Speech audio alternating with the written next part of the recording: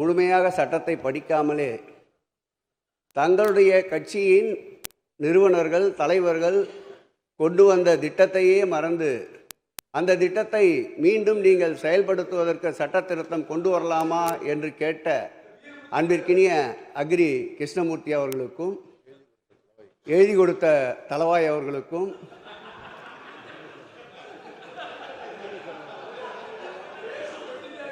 இல்ல உட்காருங்க எப்பொழுதுமே இல்ல உட்காருங்க ஆன்மீகம் மற்றும் இல்ல உங்க கருத்து யாருக்கிட்ட போனாலும் அது நல்லதா தான் இருக்கு ஆளுங்கட்சிக்கு.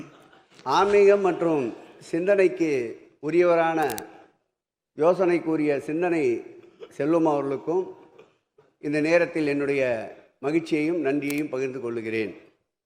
குறிப்பாக காரண விளக்க நோக்கத்தை முழுமையாக நண்பர் அக்ரி கிருஷ்ணமூர்த்தி படித்தாரா என்று தெரியவில்லை.